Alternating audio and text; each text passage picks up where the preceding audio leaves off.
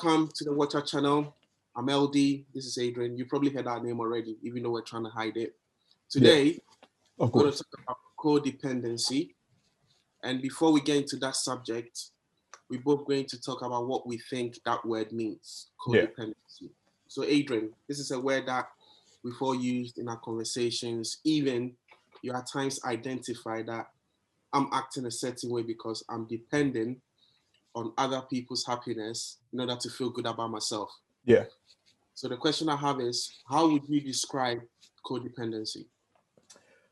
In my own personal words, the sacrificing of oneself to make somebody else feel good so that you could feel good, or the sacrificing of yourself to make somebody feel good, hoping that that person will then be grateful and return in favor. Yeah. So, and I read a bit about it myself. Yeah. I like the way it describes it here. It says it includes high self-sacrifice, a focus on others' needs, suppression of one's own emotion, and attempts to control or fix other people's problems. Yeah. Now, we do know that there is happiness in giving, innit? That's the principle. Yeah. When you give to people, you feel good about yourselves. We have charities. People, in fact, volunteer to help. Some people work for the Samaritans. Some work for Bernardo's. Like, people work for organizations. And if you ask them why they work there, it's because it makes them feel good knowing that they're making a change in someone else's life. Yeah. Yeah. So the question is, so what is the problem with codependency? The problem with it is the sacrificing of oneself. It is the lack of care for oneself, or the caring for others at the expense of oneself. And I follow someone on YouTube. Her name is Lisa Romano. And the way she would describe it, first she said, many of us who struggle with codependency find ourselves feeling incredibly lonely. If we have discovered that taking care of others makes us feel good, then our brain has been wired to seek pleasure in abandoning of self and in the rescuing of others. So that is the main problem, is when you abandon yourself to help and rescue others. So for that, when you do that, you tend to not care for yourself, and you hope that by abandoning yourself for others, that others will care in turn, so you don't have to do it yourself. Okay, so, but then if we think of it, then right, Yeah, there's nothing wrong with being given. of course not. Wrong, like, let's say our parents, they, let's say parents in general, self-sacrificing, they do a lot for their kids, their children. In life, you're also told to serve others and help others. So, yeah, you might say, oh, it's self-sacrificing of yourself, but what makes codependency unhealthy then? Because it sounds like it's a similar description of someone who wants to help others. There are people who are out there who really want to help others, and they are happy to do it. Yeah, but those people don't do it at the expense of themselves, hoping, or those people do not depend on the response to feel whole.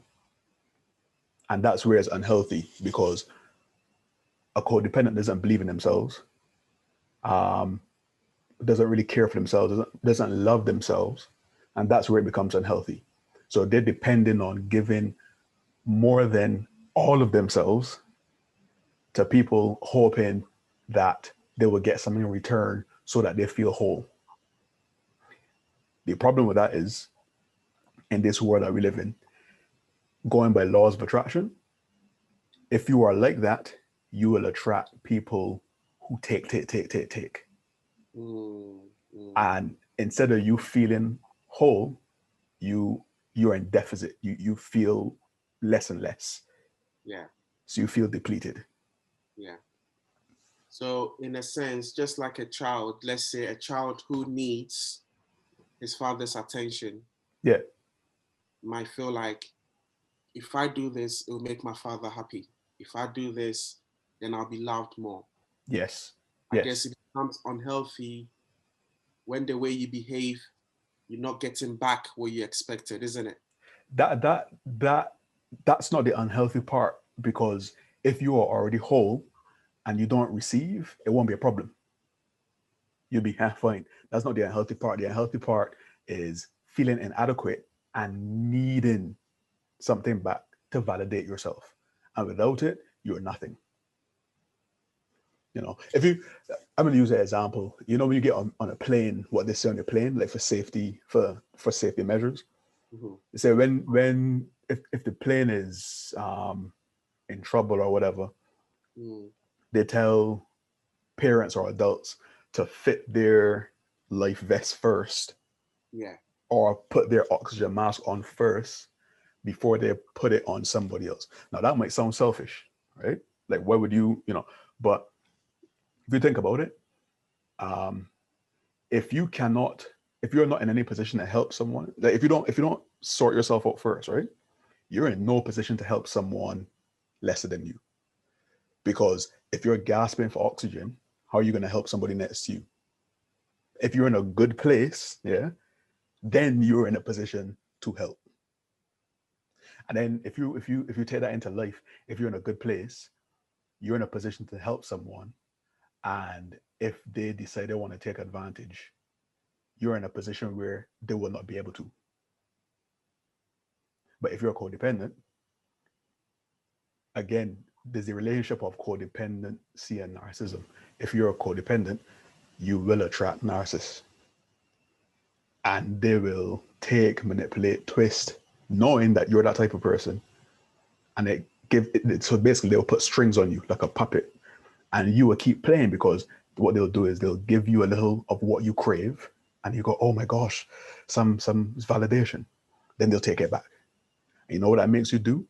Because you don't believe in yourself, you're going to be like, oh, I want more, I want more. Let me try harder. You try harder, they give you a little bit of validation again. You go, ah, yes, that tastes nice, and I want more. Then they take it back. Yeah, make you feel worthless. Then you try harder, and if you keep doing that, yeah, not only will you believe in yourself less, because it's in their interest to make you feel lesser than, but then you'll be more and more depleted, and you'll have less to give, and then you will shut down. But it's interesting how you said as well that it can attract certain types of personalities Yeah, who could take advantage of the way you are. yeah, The person who is codependent, is does he or she need to take any blame themselves? yeah. Of course. But yes, because in a sense, you're putting yourself in a situation hoping for things to get better, when what you should be doing is putting energy in yourself. Sometimes this is, let me change that. Sometimes it's hard, because as a codependent, if you don't believe in yourself, it's hard for you to direct your attention internally, because you don't believe in yourself. You need it external. But I would say sometimes the blame lies with a codependent when they subconsciously know that they're embroiled in something toxic and should work harder to get out of it. But it's a catch 22, because your gut says you're in something toxic, you need to get out. Your heart goes, but I don't know if I'll ever get this attention ever again, and then you have a battle going on, and it becomes a cycle. Again, going on from Lisa Romano, yeah, she had said, like, when you're a codependent, you tend to focus on the needs of others. You scurry to make others feel good while you forget to check in with yourself. This is why so often codependent people attract more self-focused, self-centered, narcissistic others. I said, if you're a codependent, you may have been brainwashed to believe you are not good enough. You may believe the narrative of narcissists who believes they are more valuable than others, when they mess with your head, gaslight you, minimize you, and get you to question the reality. So when you're a codependent, that's what you have to deal with. And I think for everybody out there that's codependent, you got to look internally and ask yourself, do I need external validation to feel whole? You have to do the work. It's hard for a lot of people because that comes from childhood, and if you've been doing something since childhood, it becomes habitual. And if it becomes habitual, it's tough to reverse. So it takes work. So it's not a case of blame as, oh, you should do better and you should not. No, it's more of a case of put the work in, because it's not gonna be an easy road ahead. You got to put the work in to fill yourself, love yourself more, create boundaries. And that's another thing, create boundaries for yourself. Anything you want to add to that? Yeah, it seems like for the person who is codependent, it seems like maybe there are certain things in life that's made them feel less confident. Yeah. So they have something that they haven't worked on personally. Yeah. And as a result, they are reaching out for something else. And then, as in the description, as I was reading more about codependency, it's not just about relying on people. It could be relying on drugs. It could be relying on alcohol. Yeah. To fill a hole in you, which means that for you to overcome being a codependent or someone who is codependent, you will have to really, as you said, and I agree with you there, work on yourself, whether it's seeking counseling, Yeah. to someone to help you see that you are only doing this because you don't feel good about yourself. Yeah. And I feel like people who are codependent yeah. are always, they are more likely to feel depressed. Of course. And more likely to be addicted to alcohol, to something, because they're looking for something to fill that void. It's a lot likely that they'll be depressed, anxious, and addicted to something. Yeah.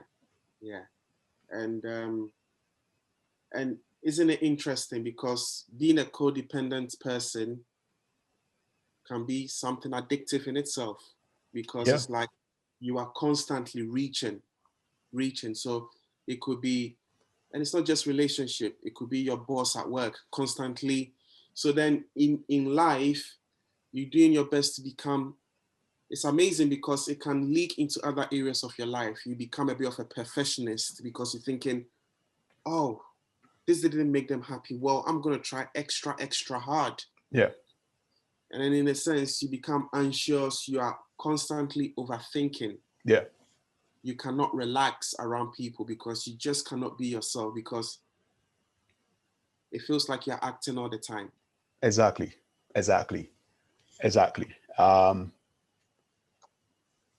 Yeah. And it's like, I mean, I've experienced it personally myself when I started working as a young person, like, starting my apprenticeship and having some gaps in my life as well. Even when it comes to work, I tried my best to be as perfect as possible. And I was relying on the person I'm working with to say, that's a good job, to feel good about myself. I never thought to myself, what I have done is good enough. Even though what I've done is good, I was just waiting for that confirmation. And it's not a nice place to be in, because you will constantly be disappointed. And sometimes the people that you're waiting to acknowledge what you've done are just literally living their lives. It's nothing personal. Yeah. But here you are looking at them thinking, was that not good enough? And it can get a bit messy. Yeah. And Go on. Yeah, and then it can also lead to being sensitive, because you constantly just looking for something, and that's unhealthy. That was my next point. I was going to ask a question, and how would you respond to criticism, just or unjust? how would you respond to it?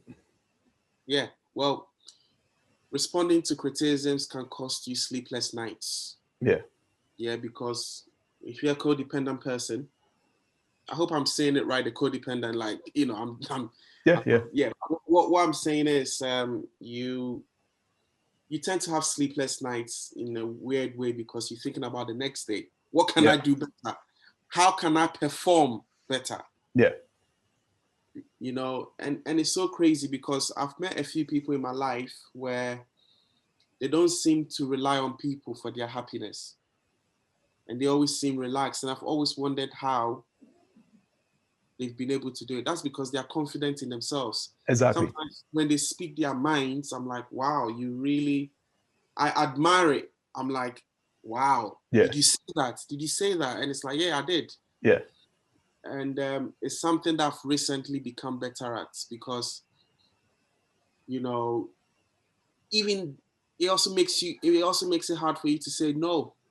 You become also a yes person, isn't it? Yes. Because Yes.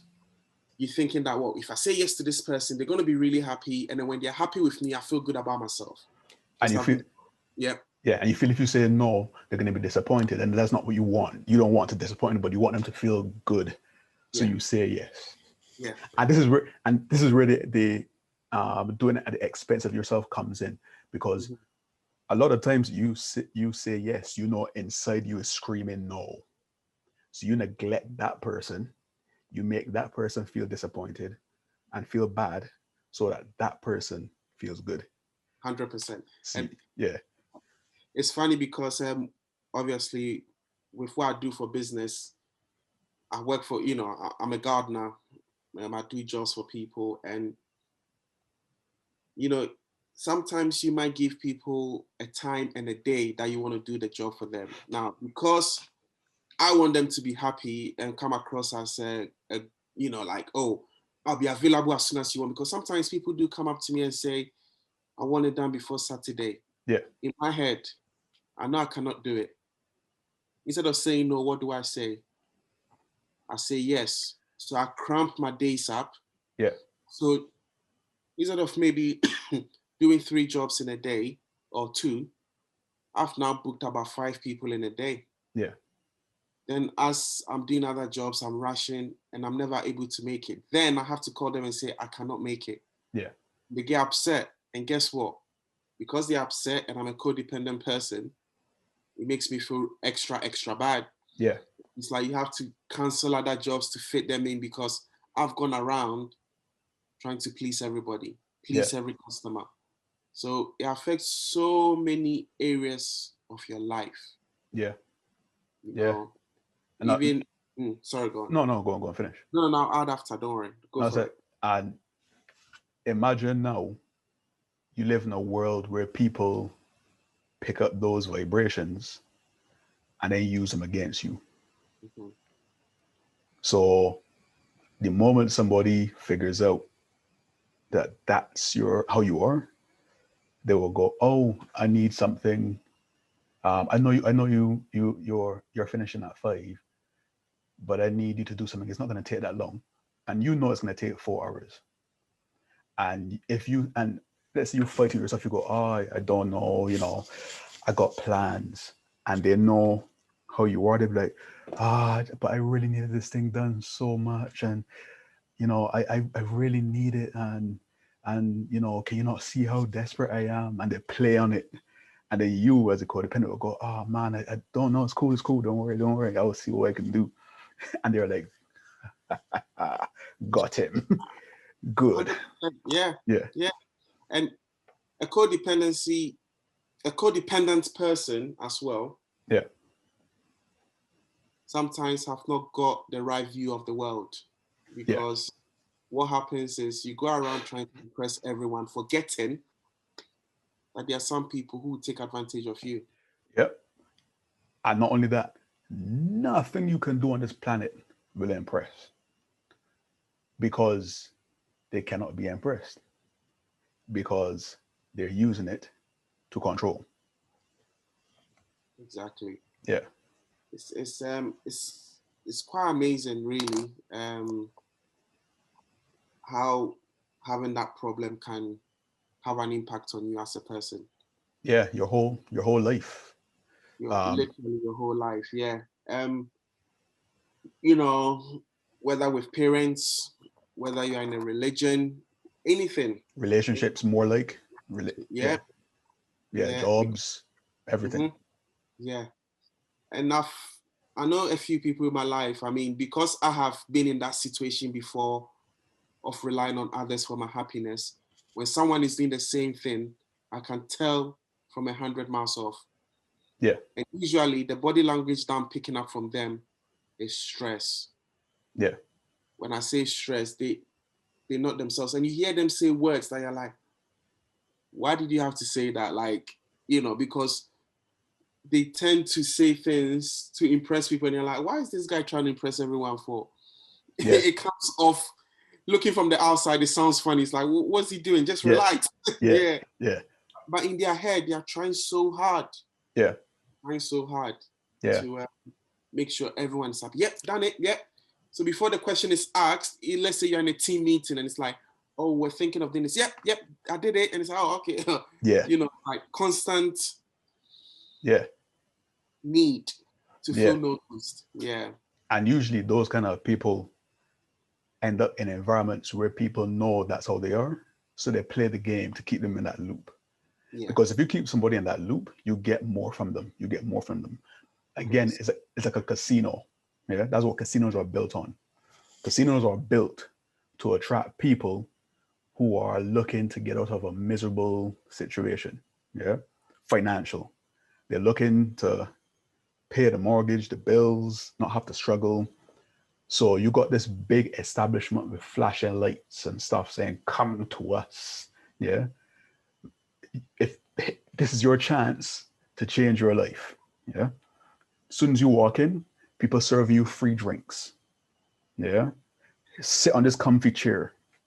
You feel good. Yeah, and then you start putting coins in the machine, and the first few coins you put 50p in, you win a pound, right? You put a pound in, you win two. You start feeling like, yeah, before you know it, 10 hours would have passed, and you're just tossing money in, and you're just losing, and you're losing, and you're losing. You'd have lost something like £300, yeah, and won in total £15. But the winning of the 15 keeps you hooked, you know? And that's how casinos are built, because they know this. They know this. They know, okay, our business model for us to get rich is to take advantage of people who want a void filled, who want to fill a void. So we're going to set it up to make them feel good. Yep. And we're going to set it up in a way that they don't leave their seat, and they'll keep pumping money, pumping money, pumping money, and we will get rich. And the moment they decide to get up and leave, yeah, we'll somebody that we've hired, we'll send them and say, go to that person, give them £5, hey, try this £5. Then it starts all over again, because the person's thinking, oh, I got £5 from somebody, such a kind guy, such a kind person. No, it's part of the trap. Yeah. Same thing happens again, and you're in a loop. And then before you know it, you're bankrupt. You have no money. Your wallet, you spent your savings, and then the casino just throws you away and brings another person in. Yeah. Isn't it? Yeah. And then it just keeps going around in circles. Yeah. And I could tell that sometimes people who know that someone has got low self-esteem, yeah, they tend to do things like, well done, that's good. And that word is not used genuinely. It's used to say, I know this person wants to hear me say he's done well. I'm going to say well done. Yeah. And the person on the other end, who is codependent, is going to take it like, my boss was so happy today. He saw me. I've been seen. Oh, I've been seen. Yeah. Exactly. And human beings are very we cannot be trustworthy the way we are. To cut a long story short, it's like if we bring it a little bit into relationships, Yeah. because the the example that you were using was really good about the casino. Yeah. About, you know, they keep you going and it's like, oh, someone gave me £5, like carrot on a string. That's it. Yeah. And usually, when you are with someone who is not serious but knows that the relationship means a lot to you, or you are serious about it, but then you have this personality of low self-esteem. Yeah. They know exactly what to do to keep you there. Yeah. So it might be an example of you keep contacting this person, the girl, you contact the girl, doesn't reply for like a few days. They reply maybe on the 5th day, and your friends are saying, listen, she's not interested. Trust me, she's not. Like, she's using you. And Could be, no. Could be other way around. It could be a guy or a girl. Could be. Oh, anyway, yeah. To be fair, yeah. Yeah, no, Adrian. That was just an example. Don't interrupt me again. Sorry, my bad. Yeah. I won't interrupt you on my show. My bad. Continue. Yeah. Continue.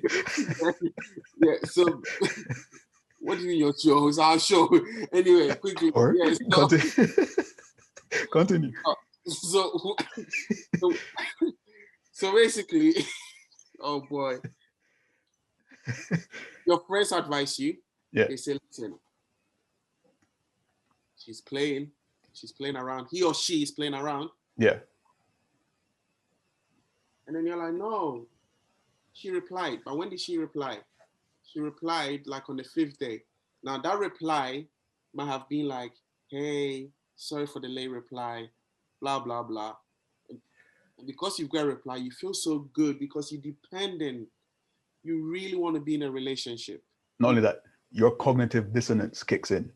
Yeah. So your brain goes, if the person replies and says, oh, sorry, I was so busy or whatever, your brain goes, see, the person was busy. You know, they were busy. You know, that's it. I'm listening to anything else. I'm listening to my friends. The person was busy. Yeah. And that's it. And then you just fall right back into the same cycle again. You fall right back into it. Yeah. And it's crazy how I've tried to help some of my friends see this. I'm like, you are really dependent on this relationship. Like, it seems like, and sometimes we've done it as well personally. We might have been with someone before in the past where I would say the same. I know that the person really, and it sounds really wicked, doesn't it? If we're being honest, it sounds quite wicked because you can pick up on the vibe that you can ignore them and get back to them at a later date, and they'll still forgive you, to put it. Yeah. Because you know that you've got the upper hand in this. And it can be twisted in a weird kind of way, you know? It is very twisted. It's very twisted. Yeah. So it's quite an important subject to discuss because it's something that if someone is struggling with, they need to work on it ASAP. They do. Because it can destroy you, honestly. They have to see it. They have to see it first and then work on it. Yeah. Sometimes it can be frustrating when you're telling someone, look, you're being codependent. And they are like, no. And you're like, they keep coming back to you saying, this happened. You're like, no. Listen, this person knows you're kind. Yeah. Knows that no matter what, you'll be there. Yeah. They could go around, do whatever they want. Yeah. Ignore you, but they know that when they come back, you'll be there. Yeah. Because they know your personality. They know what you're like. You know, and that is quite something. It's something, but the thing is, like you said, sometimes it gets frustrating talking to people and telling them and it not getting through. But we've been in those positions too, where we've had friends telling us and it just does not get through. Yeah. It's only when you hit a brick wall or there's like a moment of, I don't know, inspiration or something that shows you. Yeah. But before you get there, you're always ignoring the signs and the people around you. That's because things are ingrained. As human beings, we are designed in such a way that beliefs, emotions and stuff, they're recorded onto our brains. They're recorded. It's like the brain just records it. It's stamped. Yeah. And it takes a lot to undo it. 100%. So when you're trying to tell somebody or trying to show like, hey, listen, you might be codependent or this is what's happening, you're not telling them, yeah, you're telling their programming. Because I always say a person is separate from their programming. We all have this thought in our minds that we're all like operating in unison, like our being is operating in unison. No, it's not. You yourself, yeah, would know, okay, something's wrong, right? Something's off.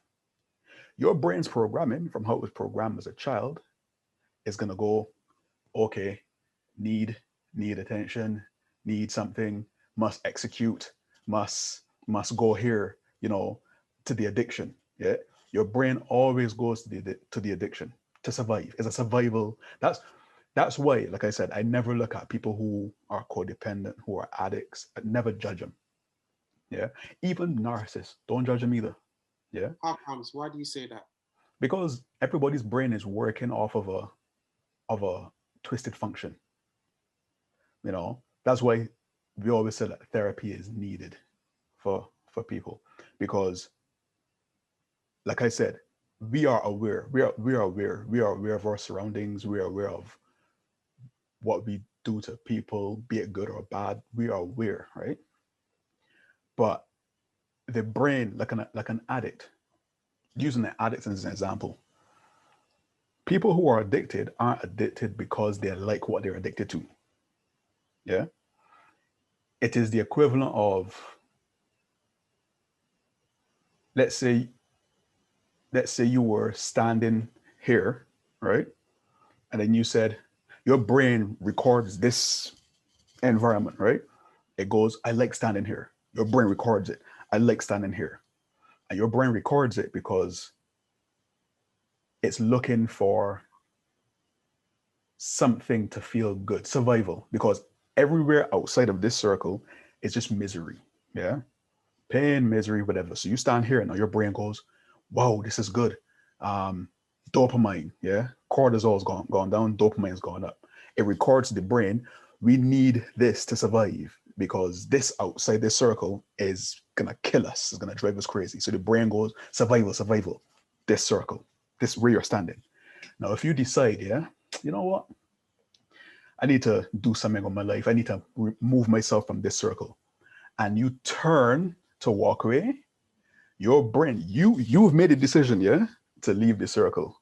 You know that you need to leave the circle, but your brain kicks into survival mode. Your brain, your primitive brain, then goes, whoa, whoa, whoa, whoa, out there is just gonna cause stress and whatever, yeah. And the moment you do this, your brain does everything in its power, yeah, to make you turn right back here.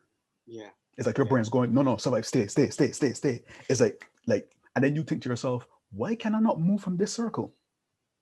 That's why it's called addiction. Yeah. Not because you like it. It's like, you're like, why can I not move from this circle? And that's why a lot of people become suicidal or stressed or depressed because they're trying to move from this circle, but the brain's programming that's been there for a long time, that programmed in a way to survive the outside world, outside the circle, it goes, no, cortisol, no, no, we need the dopamine. Even if you manage to step out the circle and you walk for a bit, right? Your brain's gonna be signaling an alarm like cortisol levels are going through the roof, it's going too high. We need to regulate this, we need to regulate it somehow.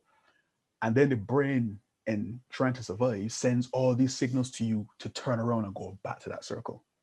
And you're like, why am I going back to this? No, no. It's like, I need the circle, I need the circle, I need the circle. Because your brain is like flooding. It's like if you're thirsty, you need water.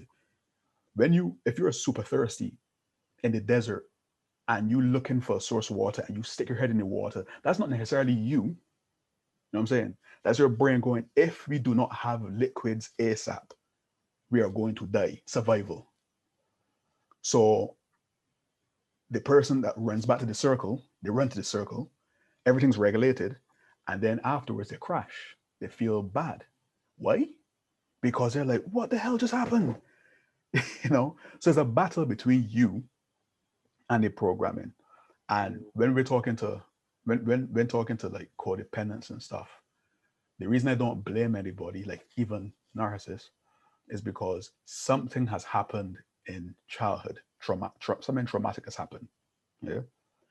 And it's damaged the brain in some way, and the brain has had to fix it in some way. And that's how the human body works. I I I permanently damaged my lower spine a long time ago, and my body, without me even knowing, until I went to a chiropractor, adjusted everything. My spine went this way, this way, this way. So when I went to a chiropractor, he showed me, my mind was blown. But my body, to survive, did all of that, and it took months of treatment, and it would take years more treatment to be, to be not even fully normal, better than where it was before. Right?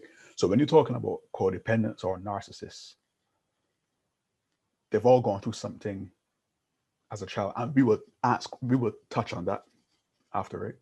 Yeah. So they've gone through something. Their brain has programmed itself to deal with that damage, and how people react is their brain operating based on that faulty programming to survive. Yeah. So I don't blame. No. You always blame people that do bad things, right? Let me not blame. I understand it. I don't judge, but people still need to be held accountable for their actions.